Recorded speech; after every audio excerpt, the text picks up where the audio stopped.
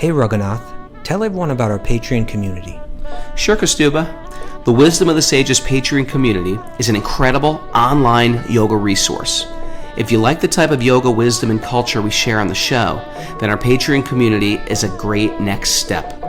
This is a listener-supported podcast, and any level of sponsorship will unlock a wide range of live and archived classes, talks, and even workshops. Raghunath teaches, I teach, and we have a host of other excellent teachers on topics ranging from yoga philosophy, asana classes, storytelling, Ayurveda, kirtan, cooking, meditation, and a lot more. We even have an incredible online Bhakti 12-step recovery group. So if you want to check it out, go to patreon.com/wisdom of the sages. All right, let's get it on. Om Namo Bhagavate Vasudevaya. Om Namo Bhagavate Vasudevaya. Om Namo Bhagavate Vasudevaya.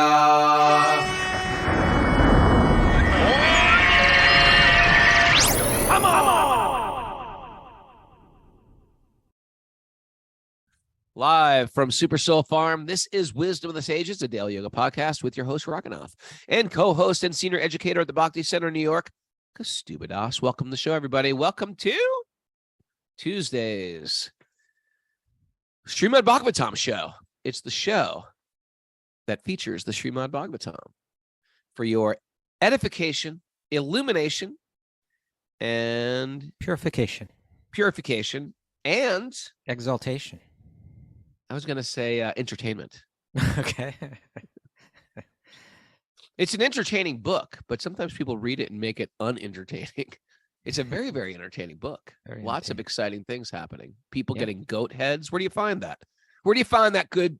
You go to Bhagavatam for that. You want a man, an exalted religious man, to get punished and get a goat head put on him? You come to the Bhagavatam. We got you covered. You're going to find it right there. You want God to be a little blue cowherd boy that's trying to steal your lunch and tease you and steal your clothes while you're swimming? We got that. We got you covered. Right? You want a dead son to come back to life, right? And say that you're not even my father. What? We've got you covered. The fantastic stories of the Bhagavatam, here to shed light and give love. You want a child abuser, tyrant to get his guts ripped out? Yeah, I do. I would love child abuser tyrants to get their guts ripped out. We got you covered. Who's he getting ripped out by? A man lion. You want a holy dwarf to take 3 steps of land? Take everything that you own? We got you. So much is there. You can't make this up. Okay, he's starting to lose control. Bring it back, Raghunath. Bring it back. That was a great. You want your grandfather, a holy grandfather, to die on a bed of arrows? See, you got to know when to end it. You got to know when. If you laugh, I keep going. That's my. I didn't. Okay. All right. Good morning, Raghu. How are you, Kastuba? What are you doing today? You're trying to do it during the show now. You had so many magic meetings in the park. I did. I was running into people left and right. You're running into Swamis.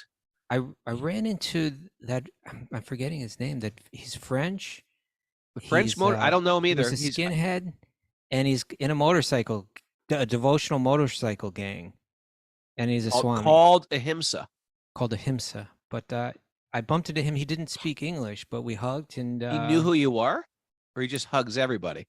I think it's like someone introduced me. Devotee. Someone introduced him. Introduced us. But we're Facebook friends or Instagrams. I'm pretty sure he knew. I want to be his friend. I'm sure we could make that happen. Okay. And then I ran into Jade Alexis. Jade Alexis. She's a Zoomer. Zoomer or other. Yeah, bumped into her on the street. Yeah, I was bumping into people. But let's not get too into that, Rones, because we got stuff to cover today. All right, we got a show today. Let's tell us about the Sage groups. How are the Sage groups doing? Are people signing up for that? Last I checked this morning, they're 61% full. What? So they're filling up quick. You know, it's only been a couple days. It's been going now. So it's been You less gotta than learn how 48 to hours. sell these things. Sorry. Say you gotta learn how to sell these things. Go stupid. You want to join a Sage group? We've got one space left. We have one space left. When they go to the website, they can see that there's more than one space left. Oh, really? Okay. Yeah, but You got to use the scarcity theory with people. I'll tell you what the status is, though. I'll give you more specific information, and this will be truthful information rather than concocted lies. I was gonna share. But on my WhatsApp is here we go. Let's see. This is Sri Rupa's is helping a lot with this because Isabel, who's now named Ishwari Sundari. Ishwari Sundari. she went through surgery. Everything went fine. Thank you for your prayers for her yesterday.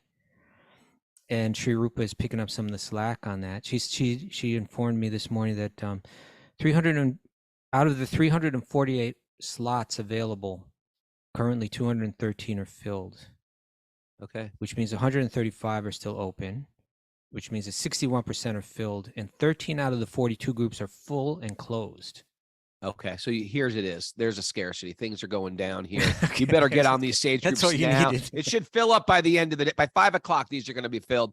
If you're interested in a Sage group, which is an incredible, we hear nothing but outstanding report, costs you nothing. Costs nothing to join these. It helps develop community, friendship, get out of your shell. And we need a group of people that are going to lift us up. So it's people have written us in and said, this is like the most valuable thing you guys offer. And so we're happy to offer it. And it's a great way to build community and friendship and all that stuff. The more you'll have more opportunities to choose your time and your group if you get in early because they start to fill up. You don't want to get in that last group that no one wants to join. You're waking up at 2 a.m. and waking up 2 a.m, disheveled. Everybody's disheveled. Yeah. So Sage groups, join up. Maybe we'll bring some Sage group leaders on tomorrow for Walk on Wednesday. Oh, that's a good idea, and have them talk about the experience. Yeah. All right, great. Well, I'm heading to Nashville today. I'm going to see you guys live from Cindy Lunsford and Steve's house from Yoga Soul. That's great. Yeah. And Raghunath, because you're going to Nashville tomorrow, I brought up a special nugget for today. But let's hold on that. Let's hold on and let's check in with Mara first. Good morning. Mara stole my phone, rascal. Very good. I think that should be a daily thing, honestly. And maybe shut down the chat board for him. What, am I, a child? You're treating me like a child. Funny, you should mention that. Go to your room. Announcements today. We have Back to Recovery group meetings. The men meet at noon and the women meet at 2 p.m. Eastern time. Mm-hmm. If you want the meeting codes, you can go to backtorecoverygroup.com. Back to Recovery is like it's entered its next stage with the podcast and all of that. It's doing really well. Yeah. If you're not following it, go to your podcast and search for podcasts, follow them, like them, give them a 5-star review. Bhakti Recovery. We really want to endorse this. It's been Radha Swami's really behind it. And there's a lot of people who struggle with addiction, and this really helps. Yeah. So it's got both raving these reviews. things, Sage groups and Bhakti Recovery groups, they've been really doing well. Sage Academy is the next thing. They'll take things to a new level. We got to work on that. Yeah. Okay. All right. So are you going to Nashville? Here's a nugget. Was Willie Nelson from Nashville? There's a Willie Nelson nugget. No, now, I'm not going to get... Huh? He's from Memphis. Is he? Is he from Memphis? I thought he was Texas. From Texas. He's from Texas. Yeah, he's from Texas. Oh, the Lone Star. You know what? I'm not going to get into it, but everybody knows the famous story about my mother and Willie Nelson. A lot of you regular Zoomers. My mother was a drug mule for Willie Nelson. Why would I make this up? Okay. She had intimate friendship with, not intimate, that sounds weird. She was a friend of Willie Nelson, my mom. And Waylon Jennings. That's great, Raghunath. And some other lesser known ones. Okay. Well, he is an American singer, songwriter, guitarist, activist, and an actor. And he was one of the main figures of the progressive and outlaw country subgenres that developed in the late 1960s as a reaction to the conservative restrictions of the Nashville sound. I didn't know he was. Yeah, it was. That was something the Outlaws. The Outlaws, I remember that. Yeah, yeah. The Waylon, Willie, and a Waylon, couple other guys. couple other outlaws. Okay, let's hear what he has to say. He's got some insights. He's got some. He's a he's a creative artist. That means you have insight. Heavy drug user. And if you recover from drugs, that means you got some insights. You've hit rock bottom. We're just talking about Back to Recovery Group a minute ago. Well, it's one of these things. Well, it's one of these things. It's like if you've hit rock bottom and you've recovered from it, you got some insights.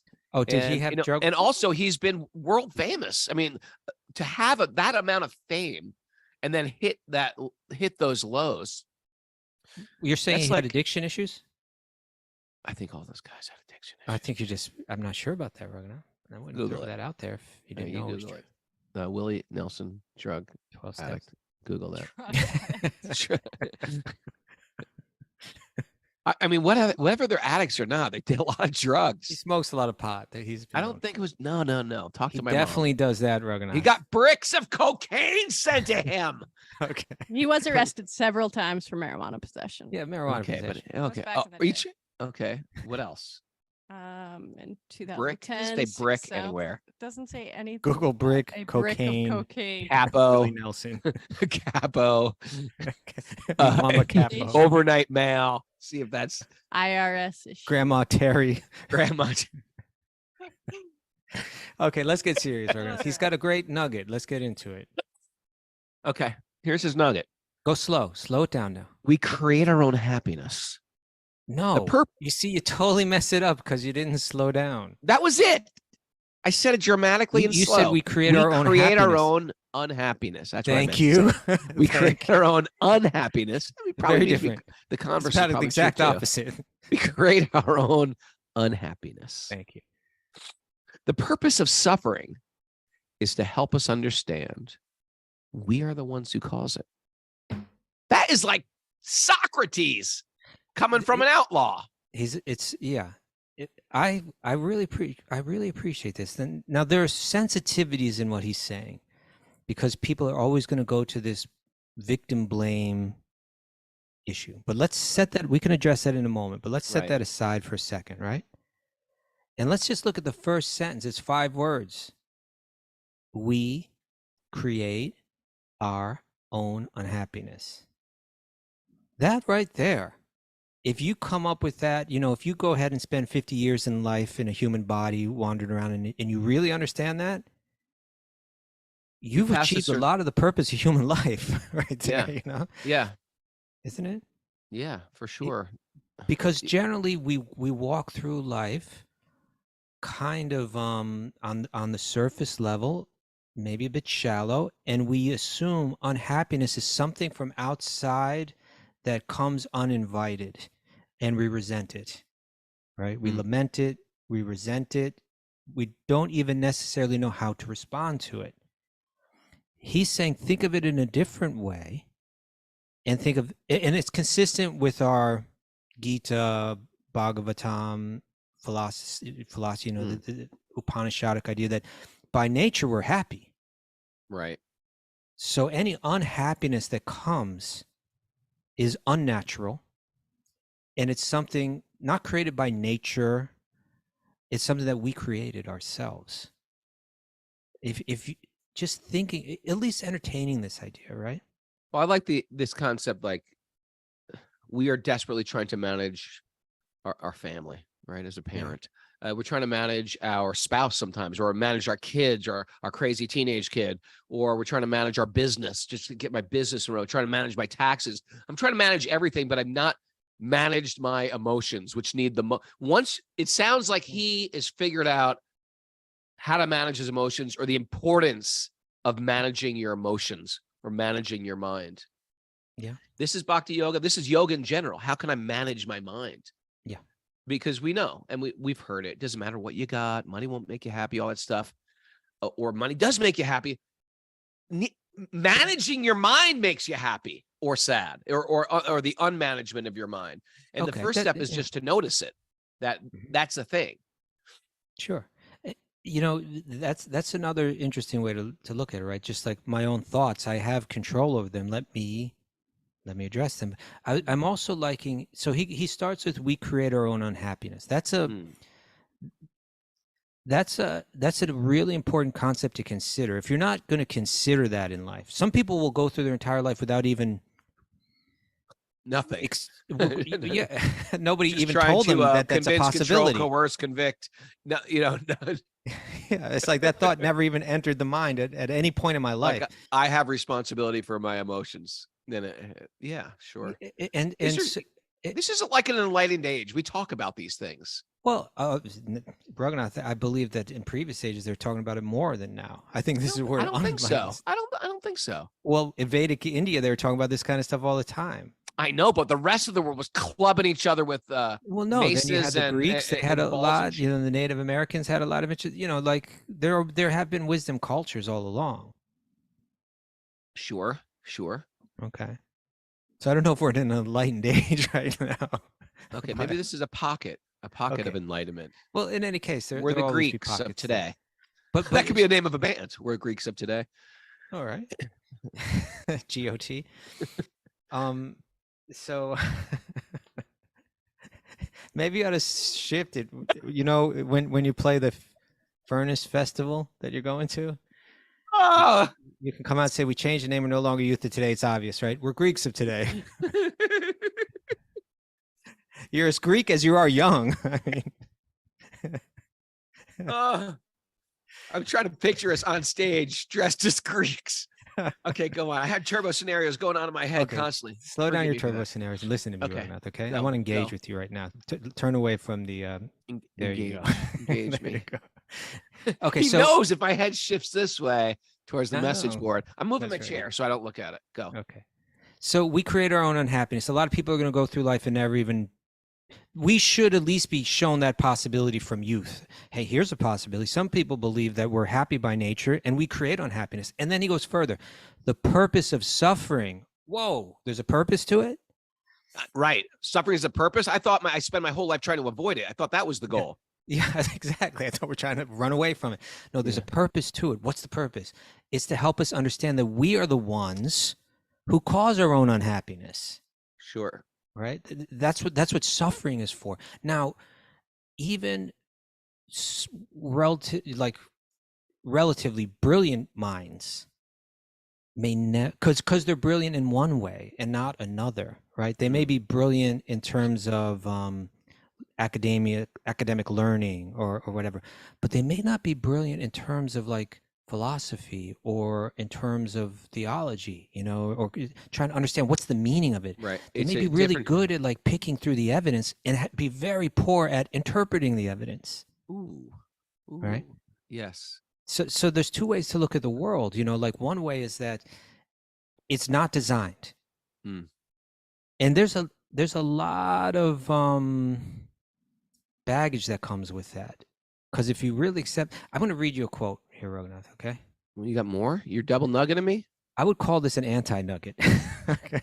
Or let's say a nugget of ignorance. Okay. From our friend Richard Dawkins, respectfully. Okay. You hate him. I don't hate him. I don't hate anyone. Don't hate, Kostuba. He says this. Now listen carefully, Raghunath. The universe we observe has precisely the properties we should expect if there is, at bottom, no design, no purpose, no evil, no good, nothing but blind, pitiless indifference.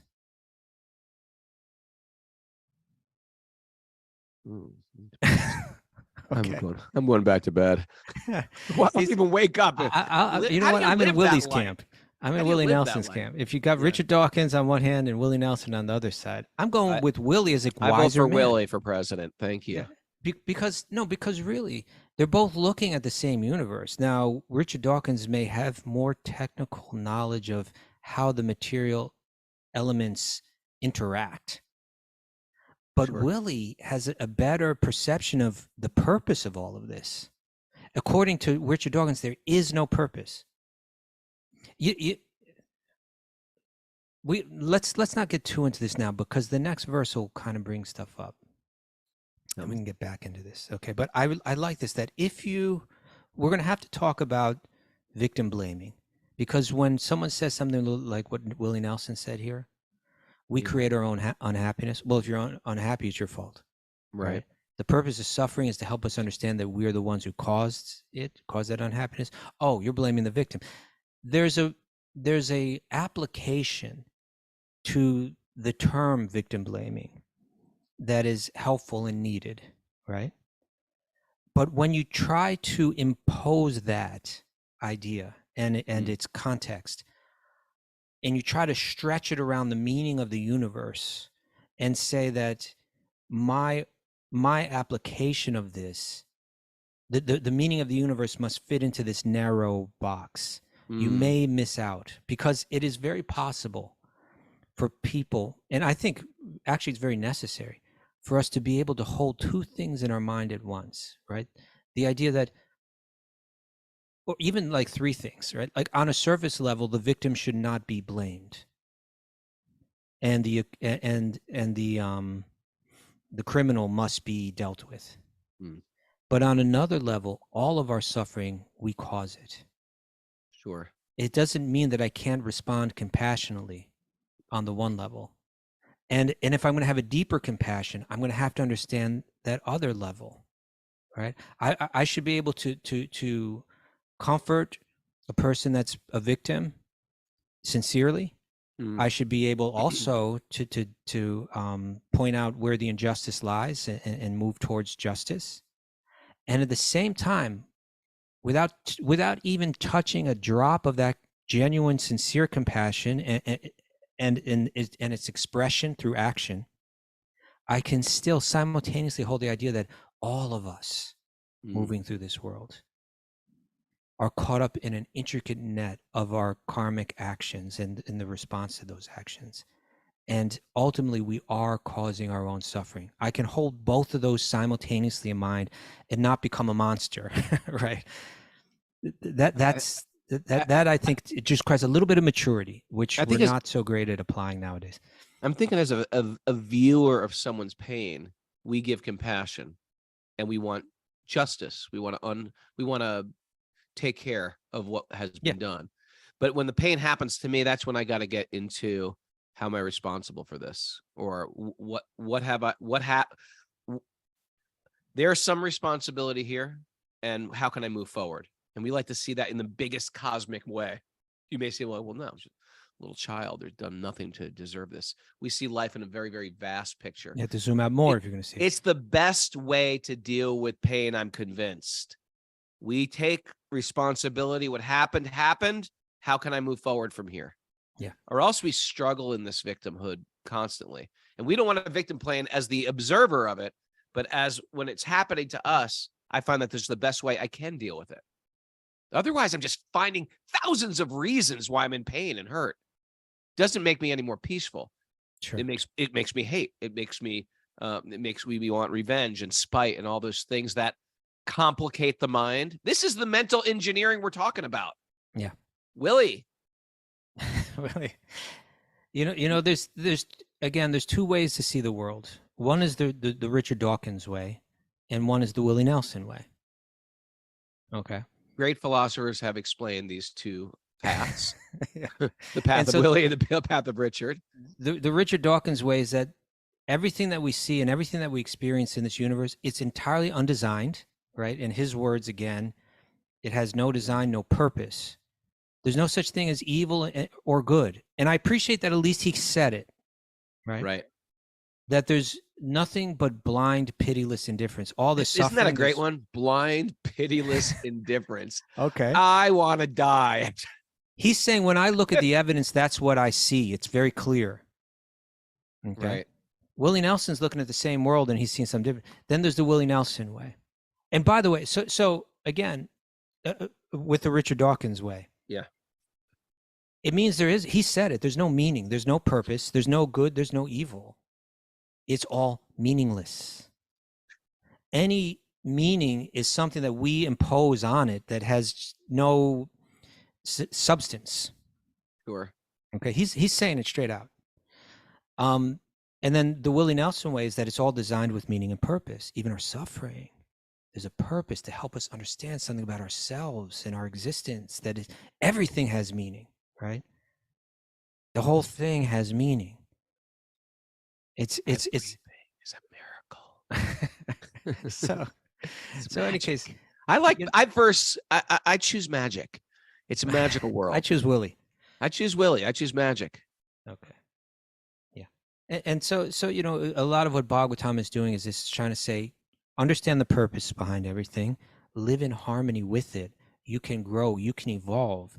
Ultimately, your capacity to love expands, and that is where Mhm. your inner happiness, which is already there, fully manifests. So we'll get into this a bit more. But you know, I could share one other thing. I heard someone share. Yeah, this share analogy. more. Share more. Give me a third Okay, let's nugget. go into it. Give me a What the third heck? nugget. Well, Squirrel me more, It's an sir. analogy. It's an analogy. Okay, great. I love talking. This one's a bank robbery analogy. Okay. I got your interest, right? Yeah. So let's say there's a camera in a bank vault, like outside the vault, you know, and Yeah. someone robbed the bank, and now we're looking at the video evidence, right? Yeah.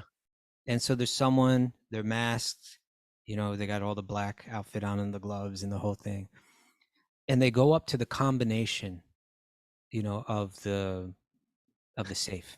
They used to keep money in vaults, isn't it? They don't do that anymore. They do. Did What do they? you think they do with all the money in the bank right now? Do you think they just like lay it on the counter or something like that? Of course they do. I thought everything was just digital now. There's still cash in banks. Well, don't they give you some cash when you go there? Yeah, but not tons. They used to have like millions. People used Yeah, to they rob don't banks. have I would assume they don't have as I much. don't think they have as used to. much. Yeah. Okay. Okay. Sorry about that. But so let's assume there's a lot of money in this vault. Though, Okay. And so we're watching the video evidence, and the person, they go there and they go up to that knob on the dial. dial, and let's say it's a big dial, right? It's got, Yeah, so they're it's like- big. The big vaults have bigger and dials. I don't know how many times you got to go back and forth on that thing. So there may be like, you know, 500,000 combinations or something like that, right? Yeah. But we see that the person goes right up and they go left, right, left, right, boom, and it opens on the first try. Yeah. Okay. So when we look at that, we can interpret what happened. We don't know that this person was informed. Like, one assumption would be this was an inside job, right? Somebody on the inside informed this person. Either this person is from the inside, or someone from the inside informed this person, because when they went to the safe, they, on the first try, they knew the combination. Right. Someone that knew the combination must have informed them, right? Yeah. That's one. Or another assumption is, another way to look at it is say there is no evidence. We don't have any evidence of this person being informed. This could have been a random chance happening. Right. Okay. Could have been. So someone may say, but if you brought that to a court of law, they say, no, there's ample evidence here to understand that someone inside informed this person, right? This 1 in 500,000 chance is reasonable evidence that there's someone behind it, right? You understand? Yeah. So my point is this, like, you know, Chapuji, she sent me a little clip the other day of Little clip. Neil deGrasse Tyson being interviewed, and they asked him, yeah. do you believe in God? And he said, well, I believe in evidence. You know, I'm an evidence-based person. That's how I, you know, like as if I'm the most noble guy in the world. I'm not one of these fools out there that will, you know, that's just sentimental or ignorant. I demand evidence before I believe in anything. And he said, and generally people are saying that the idea of God is that God's all powerful and all good. So, okay, fair enough. We can limit it to that, you know? Right. And so when I look, I see no evidence that God exists, because there's this earthquake and there's this tidal wave and there's this, that, and that. So if God were all good, he would stop, and all powerful, he would stop it. Yep, it's true. No, it's not What true. kind of God would let this happen? Okay. So Willie Nelson You kind of already sees a little convinced me in the deeper. other way. I'm out of here. But Willie Nelson, when it comes to like scientific experiment, Neil deGrasse Tyson may be more advanced than Willie Nelson. But when it comes to, you see, the point is this: he was saying, "I see no evidence." The evidence is everywhere. Sure. It's just a question of how you interpret it. You know, someone could say we have no evidence of this bank robber being informed of the combination or anyone inside being involved. Mm. But reasonable people say, no, the evidence is that he got it on the first try. Sure. That can't be random. It's too ridiculous to assume that's random. If you wake up in the morning and it snowed the night before, and there's a perfect, snow sculpture, of, Oh, you I know, like the- this. the I US like this. Capitol. The snow sculpture. yeah, let's say the An U.S. Capitol. obelisk. How about like- an obelisk? A what? An obelisk. What is an obelisk? An obelisk is a four-sided statue that goes up, and at the very top it becomes a pyramid. Well, that's relatively simplistic. Let's make it even more. Let's Okay, how about like a man playing a bugle? let's say a perfect Eiffel Tower. Okay. Okay, we can do the man playing the It's bugle if you almost want. an obelisk. Let's say it's Louis. Well, because it's more intricate because it's got all the. Let's say the bugle. Let's say Louis Armstrong. It looks exactly like Louis Armstrong, and he's playing the On an bugle. obelisk. Okay, go on. Okay, so it would be reasonable to assume, even though you could say, is there any evidence that a human being was involved in this? Yes. The fact that it looks exactly like Louis Armstrong is indication itself that a human being was involved in designing this. Yes. Right? It's just a question of how you interpret the evidence. So Neil deGrasse Tyson said there's no evidence. No, there's evidence all over the place. But he's saying, but then there would be no suffering. Well, you got to think a little deeper, my friend. Enter Willie and Willie's Enter philosophy, Willie. the path Hey, of Willie. maybe that suffering, there's a purpose to the suffering. Maybe it's to help us understand that we cause our own unhappiness. Mhm. Let's go a little deeper, Neil. Let's Sure. talk about it. At this point, Willie breaks out a joint, probably, and hands it over to Neil deGrasse Tyson. That's not necessary. Okay. But the point is, let's think more deeply about this. All right. Let's try to understand how much more meaningful life does become if we can not only go based merely on what we perceive through our senses, right? On empirical evidence. Let's also take into account further inference. Let's infer, I haven't seen anybody give him the combination, but I can infer that since he got it on the first try, someone gave it to him. Let's also take in testimony. Because Right? Stuba's teaching Vedic. This is great. You're teaching like Epistemology. deep Vedic philosophical principles Yeah. using fun, simple analogies of snowmen and Willie Nelson. Willie Nelson. Very Yeah. good, Kostuba. Very good little journey you you. took us on this morning. Thank you, Raghunath. Okay, so appreciate that. yeah, let's now what we're going to do is we're going to go to inference. We're going to hear from the Bhagavatam, right? And there's some interesting stuff that Lord Vishnu is saying to Prajapati Daksha right now. Hit it. Hit it! Narayanam namaskritya naram chaiva narottamam devim saraswatim vyasam tato jayam mandirayat. Before reciting our Srimad Bhagavatam, which is our very means of conquest, one should offer respectful obeisances to the Supreme Lord Narayan, unto Narayan Rishi, the supermost human being, unto Mother Saraswati, the goddess of learning, and to Srila Vyasadeva, the author. Nasta prayeshu badreshu nityam bhagavat sevaya bhagavati uttama shloke bhaktir bhavati naishtiki. By regular attendance in classes on the Bhagavatam and by rendering service to the pure devotees, all that is troublesome to the heart will become eradicated, and loving service to the Supreme Lord, who is praised with transcendental songs, will be established as an irrevocable fact. Om Jnana Tamarandasya Jnananjana Salakaya Chakshurunmritam Yena Tasmai Shri Gurave Namaha. I was born in the darkness of ignorance, and my teachers are opening my eyes with the torchlight of knowledge. I offer my obeisances. Reading from the Srimad Bhagavatam, Canto 6, Chapter 4, Text 46. Text 46. All right.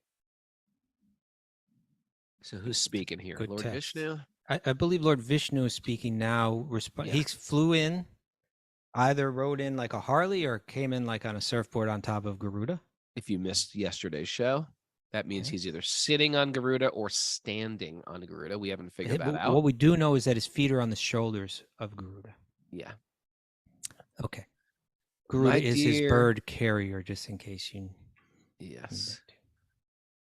My dear Brahmana, That's Prajapati austerity in the form of meditation is my heart. Okay. Vedic knowledge in the form of hymns and mantras constitutes my body. And spiritual activities and ecstatic emotions are my actual form. Okay. The ritualistic ceremonies and sacrifices, when properly conducted, are the various limbs of my body. The unseen good fortune proceeding from pious or spiritual activities constitutes my mind. And the demigods who execute my orders in various departments are my life and soul. Sure. Yeah, it's not uncommon for Bhagavatam to give us some mental conceive of God, and because we have trouble seeing God with our eyes, we're given a figurative form of God to conceive of God's presence in our life or in the universe, right? So that's what's being done here. There's an interesting part in this commentary here, Rona, where Prabhupada kind of goes through these different ones. He said, where did it start? 46. Austerity in the form of meditation is my heart. Interesting, right? Austerity means tapasya, right? We give up something that we don't. That we give up something for something higher. Give up something that we might enjoy, might be pleasurable, but we give it up for a purpose. A bigger payoff, a purpose. Bigger payoff. So Prabhupada writes this in the commentary. He says, to engage in, he kind of goes through the different things that were mentioned in the verse, and he starts with to engage in tapasya, or denial of material activities. Listen to this, Raghunath. I am. Is the first principle of spiritual life. Right? That's interesting, right? Like if I'm beginning my spiritual journey, I start to give up things that give me material comfort so that I can experience something on a spiritual end. So that I don't get lost in the material, I need to deny it a bit. Sure. Right? So to engage in tapasya or denial of material activities is the first principle of spiritual life. If we're going to get real about being spiritual, we're going to have to let go of some stuff. Let go of certain externals to appreciate the internal. Right? Give me an example of something that one might let go of. Let go of staying up late watching TV. Okay, there you go. That's the first step right there. Go to bed, read the Bhagavad Gita before you go to bed. There you go. First principle of spiritual life. Well, actually, then now you're getting to the second stuff, right? He says, so once you've let go a little bit of the material, then you have to engage in the spiritual. Okay. Yep. So then he says, let go of things that are sort of like not assisting my spiritual growth. Yeah. Just letting it go. That's the first principle. Now, what do I add? Okay. Then he says, then there are spiritual activities such as Shravanam, Kirtanam, Vishnu Smaranam. Well, he doesn't go there yet. He actually builds from karma to jnana to bhakti. Okay. He says, then there are spiritual activities such as the performance of Vedic ritualistic sacrifices. Okay, that's a first step, right? There's higher beings than me. My existence in this world is facilitated by others. The rain that I get is given to me. The sun that I receive, that's a gift from someone, right? Let me respond to that. Let me express gratitude to that through Vedic ritualistic performances, right? Okay. Then he says the next one, the study of Vedic knowledge, jnana, right? Let me, now that I've let go of staying up late and watching television, a little bit of denial of material activities, I've begun to engage in some activities that begin to connect me. First, we had the ritualistic items. Also, study of Vedic knowledge. Let me understand the world that I live in, how it works, what my place in it is, what I'm meant to learn from all of this, right? And then he says, meditation upon the Supreme Personality Godhead and the chanting of the Hare Krishna Mahamantra, bhakti. Okay? And he says, one should also respect the demigods and understand how they are situated and how they act and how they manage the activities of the various departments of this material world. Right? Because I'm going to get that through doing the rituals. I'm going to get that through studying the knowledge as well. But it's leading me, it's helping me understand my own position in this world and have a heart full of gratitude, right? Like rather than thinking I'm in charge, rather than thinking I get this on my own, rather than just being in complete ignorance. We Right. often use the child in the house. He's getting everything is being supplied by the parents. Yeah. Child's thinking I get it myself. Ungrateful. I get it myself. Yeah. Who needs these parents? Yeah. If he need that child needs some a dose of reality, right? Everything's being provided for me by my parents. And actually it's being done out of love. And the natural response is for me to reciprocate with that, to feel it, and to reciprocate. Happiness, not to be entitled, not to feel entitled. Right. Yeah. So here's a little formula for that, right? Let go of external material engagement. Recognize through ritual your place in this world. Study more deeply an understanding of your place in this world. And then with that freedom that gives you, bring your mind to where this is all really meant to go, to meditating upon the Supreme, that divine being, that person that's behind it all. And in this way, one can see how God is existing and how everything is managed perfectly because of the presence of the Supreme. Right? This is how Prabhupada kind of wraps up the thing. He says, in this way, one can see how God is. I can't see God with my eyes, right? But now I can begin to see through the movements of this world, when I'm moving in harmony with its purpose. Willie says there's purpose behind the world. Richard says there's no purpose. But what Prabhupada is saying is, if we understand there's a purpose behind it, we can live in harmony with that purpose. And then he says, in this way, one can see how God is existing and how everything is managed perfectly because of the presence of the Supreme Lord. It's saying that, no, Richard, there is purpose behind it. Willie's getting it over here. He's like, if Krishna, were like at the head of the classroom, and Richard was in the class, was one of the students, and Willie was one of the students. No, Krishna no, be like, Richard, sorry, Richard. listen to Willie. Willie, get back up here. And Willie's catching on to it here. Yeah, Willie's catching on. That even the suffering, there's a purpose to it. Richard's like, or Neil deGrasse Tyson, but the suffering means that God can't exist. Sure. No. Let's hear from Willie. Willie, what do you have to say about that? I think the suffering exists so that we can learn that we're the cause of our own unhappiness. It's all pushing us to go internal. Yeah. The whole universe is pushing us to go to internal and stop trying to deal with those external problems and deal with the internal problems. Yeah. And this verse is giving a formula for how to do it, right? For how to see Right. it, how to respond to it. We've almost created a world of blame where we just want to blame. We have these we're overwhelmed with the world of like, this is triggering me, that's triggering me, she's triggering me, the government's triggering me, what you're saying is triggering me. Every trigger I get is a clue for me, not for them to shut up, change your way you're presenting it. No, every trigger, every person that offends me, every hurt I get in the world is a clue for what I need to work on. Oh, that life changes right there when you take it on that level. Oh my God. It all becomes meaningful.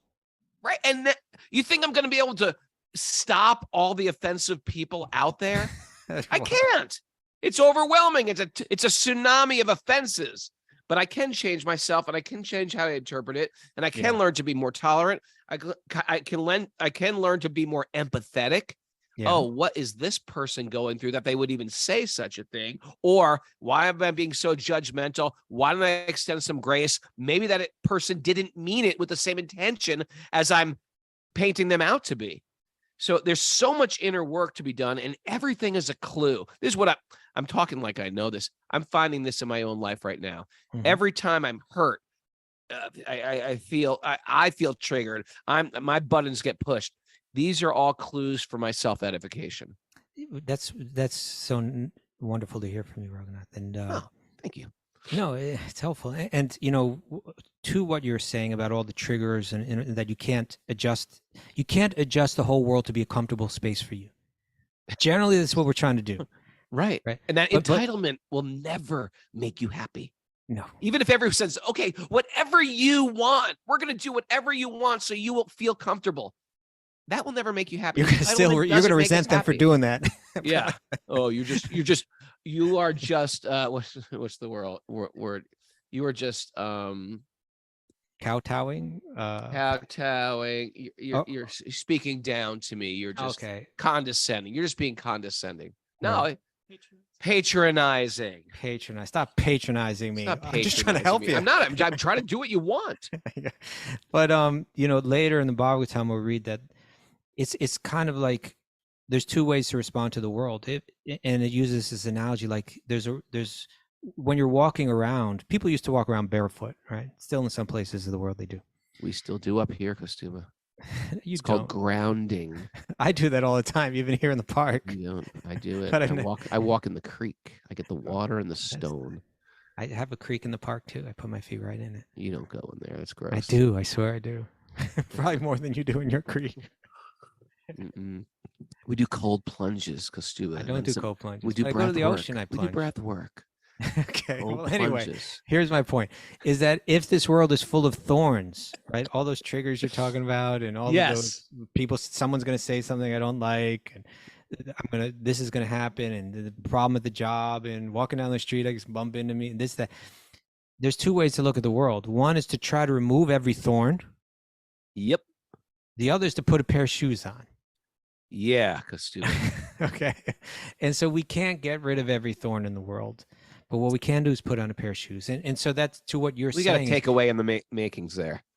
We got to take away in the makings. Yeah, okay, keep going. Work on that, Mary. Okay, work on that. You can shrink that down to Raghunath's satisfaction. It's a challenge. He didn't say it, so I'm not sure if it'll count. Okay. You guys are triangulating me, aren't you? No, there's two of us. No. But that is an important point. Willie is saying even the triggers in life, even the sufferings in life, I can try to stop them all, right? Mm-hmm. Or I can prepare myself for how I interpret and respond to them, right? And that's what Bhagavatam is encouraging us to do. And that's when life becomes meaningful. And Bhagavatam is going to give us, again, it requires faith, sure, but it's not blind faith. It's the faith of watching the film of the person cracking the safe. Mm-hmm. I didn't see with my eyes that someone gave them the combination, but what I did see was that they got there on the first try. So there must be something to it. You know what's interesting, big special K? This is like entry level spirituality. We haven't gotten to the 10th canto yet, but you can't get the 10th canto. Yeah. You can't fall in love with Krishna if you're still wrestling and grappling and having a MMA fight with your mind. You got to completely get over your mind, and then sweet Krishna will become so much more charming, so much more lovable. You'll be easily dive into him.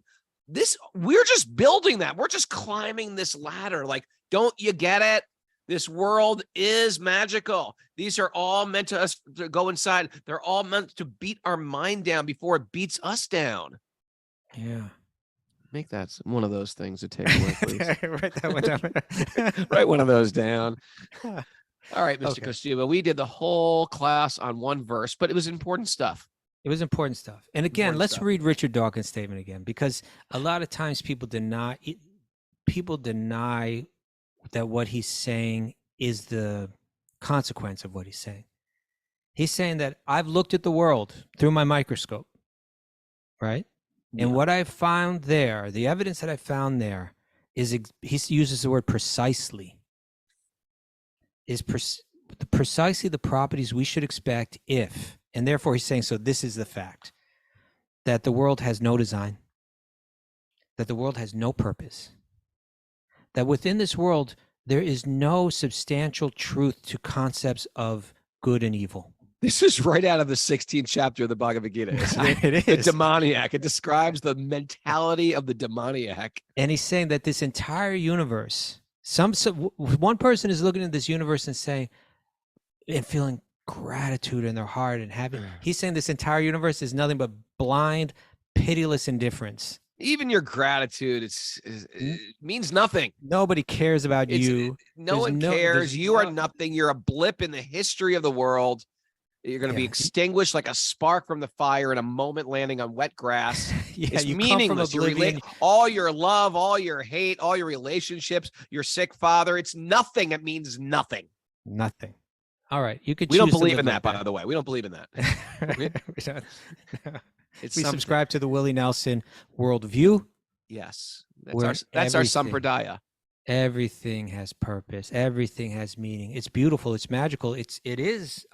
Even though there's suffering in this world, it's just so simplistic, right? That's to say, oh, a child was punished. That means there are no parents. There are no loving parents. Either the parents have no power over their children, or the parents don't love their children. That's the only conclusion that we can draw.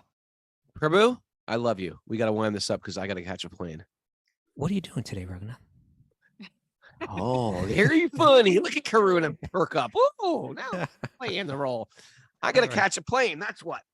Okay. Going to Nashville? Why don't Go you to take Nashville. catch the last train to, what is it again? Clarksville. Okay. Mara, take away. I got some good takeaways today. All right. Bhagavatam has got you covered. Like Oh, that. Town's got your T-shirt. covered. T-shirt Yeah. that. Manage your mind. Manage it. Your There's purpose in our emotions. there's purpose in our suffering. Yep. Opt for the path of Willie over the path of Richard Dawkins. Opt There you into go. Willie. Right. This one's even better, actually. Okay. Choose magic. Choose Willie. Oh, That's that is a bumper sticker. okay. The evidence is everywhere. It's just how you interpret it. That's right. Yes. The whole universe is pushing us to go internal. Mm. Go inside, Raghunath. Be a drug mule for Willie. What? Well, that has nothing to do with what you just said. Every trigger is a clue for my own self-edification. Every trigger's a clue. We can't stop the tsunami of offense, but we can change our response. Can't stop the tsunami of offenses. You can't remove every thorn, but you can put on shoes. Put on the shoes. Why? Why, Raghunath? I don't know. You can't fall in love with Krishna if you're being beat down by your mind. That's right. Let it go. And And And we're the Greeks of today. with a Greek Greeks of today. We're going to be on at 8 a.m. all week. We're on at 8 a.m. all week Eastern time. See you soon. We love you, beautiful Zoom people. You want to hold join it. us on Don't- Zoom? You don't can cut out do yet. it. 1 second. Thanks, Step. 1 second. What? I want to save the chat. I don't. I screwed it. Thanks, All right, everybody. you can go ahead. You can end it. I Trying screwed to it. hit somebody. Thanks. Thanks, everybody. You beautiful people, join us on Zoom. I promise I won't cut you off ever again like this. This is killing me.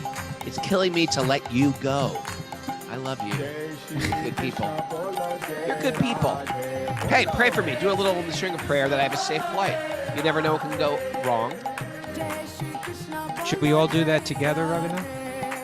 Yeah. Namaste, Narasimhaya, Pralada Ladadaine, Haranya Kashipu, Baksha, Shilatankana Kalaye, Itona Shingo, Paratona Shingo, Yato Yato Yami Tatona Shingo, Bahir the Shingo, Hridaye the Shingo, the Shingham Saranam, Rapadye.